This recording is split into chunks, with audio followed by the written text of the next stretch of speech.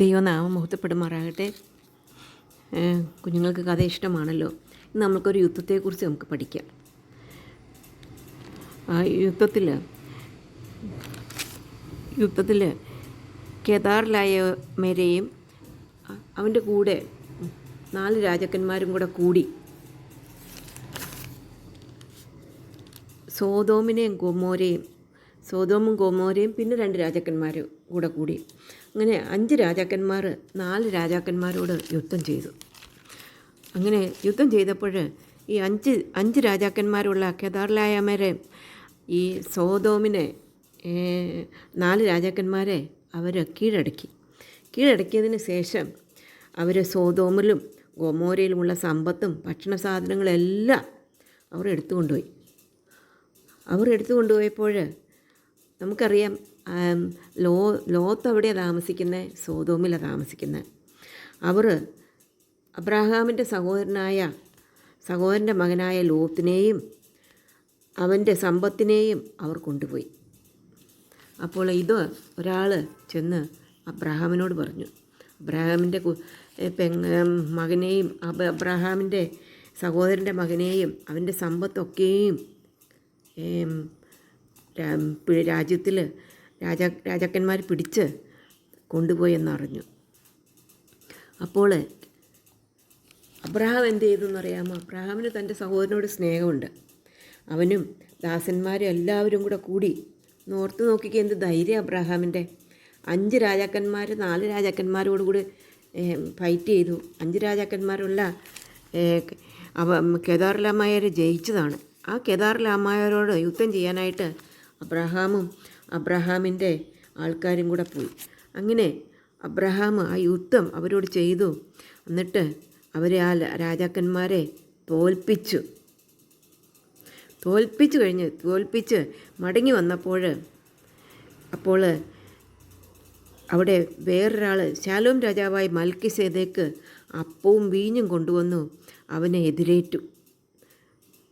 ആരെതിരത്തെ? ശാലോം രാജാവ് എതിരേറ്റു.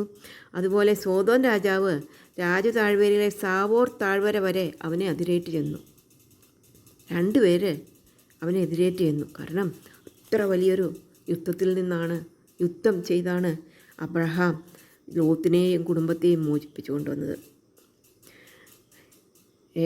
ശാലോം രാജാവായ മൽക്കിസേദെക്ക് ദൈവത്തിൻ്റെ പുരോഹിതനായിരുന്നു. അപ്പോൾ ശാലോം രാജാവായ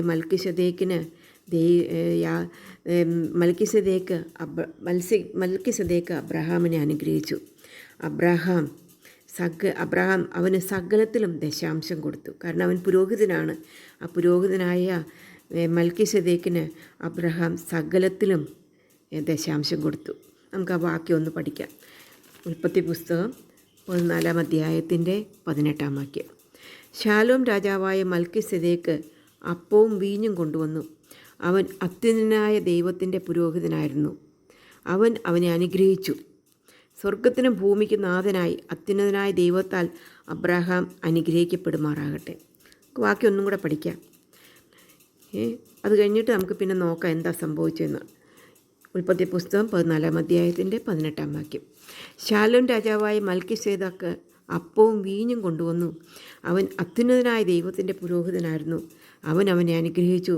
സ്വർഗത്തിനും ഭൂമിക്കും നാഥനായി അത്യുന്നതനായ ദൈവത്താൽ അബ്രഹാം അനുഗ്രഹിക്കപ്പെടുമാറാകട്ടെ.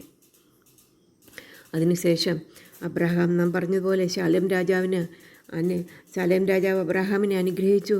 അവൻ ദൈവത്തിൻ്റെ പുരോഹിതനായിരുന്നു. അതുകൊണ്ട് അബ്രഹാമിന് സകലത്തിലും ദശാംശം കൊടുത്തു. അപ്പോൾ സോദോം രാജാവ് അബ്രഹാമിനോട് പറഞ്ഞു, ആളുകൾ എനിക്ക് തരിക, സമ്പത്ത് നീ എടുത്തുകൊള്ളുവാൻ പറഞ്ഞു.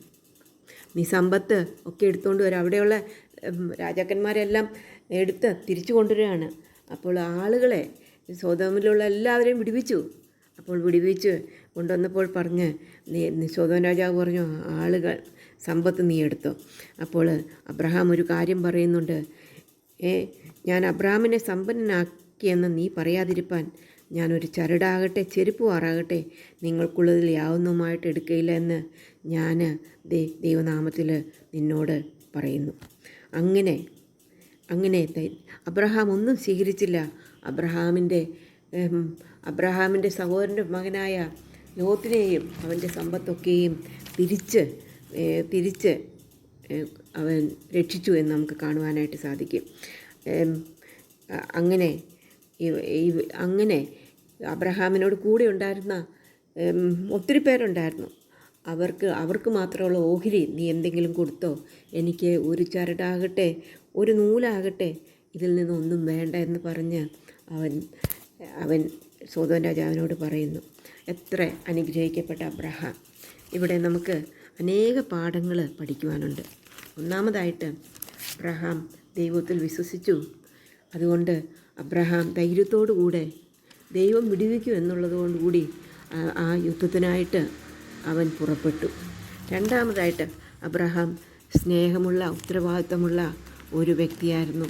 തൻ്റെ സഹോദരൻ്റെ മകൻ യുദ്ധത്തിൽ കൊണ്ടുപോയി എന്നറിഞ്ഞ് അതിന് സാരമില്ല എന്ന് വിചാരിക്കുകയല്ല ചെയ്തത്. തൻ്റെ ജീവൻ പോയാലും അവനെ വീണ്ടുകൊള്ളുവാനായിട്ട് പോയി യുദ്ധത്തിൽ അടക്കി തിരിച്ച് യുദ്ധം ചെയ്ത് അവരെ തോൽപ്പിച്ച് അവൻ്റെ സഹോദരൻ്റെ മകനെയും കുടുംബത്തെയും അവരെ വിടുവിക്കുന്നതായിട്ട് കാണാനായിട്ട് സാധിക്കും. മൂന്നാമതായിട്ട് അത്യുന്നതനായ ദൈവത്തിൻ്റെ പുരോഹിതനായ മെൽക്കിസേദെക്കിന് അബ്രഹാം ദശാംശം കൊടുക്കുന്നു. കർത്താവിന് കൊടുക്കുന്ന അബ്രഹാമിനെ നമുക്ക് കാണാനായിട്ട് സാധിക്കും. മൂന്നാമതായിട്ട്. നാലാമതായിട്ട് അബ്രഹാം ദ്രവ്യാഗ്രഹം ഒട്ടുമില്ലാത്തൊരു വ്യക്തിയായിരുന്നു. അബ്രഹാം ഈ സോദോം രാജാവിനോട് പറയുന്നത്, നീ എന്നെ സമ്പന്നനാക്കി എന്ന് പറയാതിരിപ്പാൻ എനിക്ക് ഒരു നൂലാകട്ടെ ചരടാകട്ടെ ഒന്നും വേണ്ട. അബ്രഹാമാണ് യുദ്ധം ചെയ്ത് തിരിച്ചു കൊണ്ടുവന്നത്. എന്നാൽ അതിൽ നിന്നൊന്നും മേടിക്കാത്ത, ഒട്ടും ദ്രവ്യാഗ്രഹമില്ലാത്ത അബ്രഹാമിനെ നമുക്ക് കാണാനായിട്ട് സാധിക്കും. നമുക്ക് പ്രാർത്ഥിക്കാം.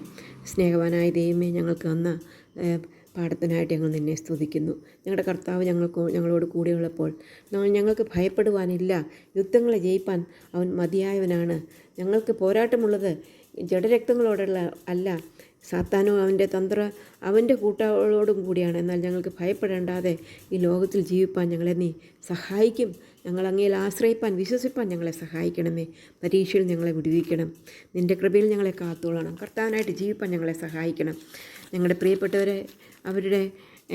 പ്രിയപ്പെട്ടവരെ മാതാപിതാക്കളെയും സൂക്ഷിച്ചു കൊള്ളണം.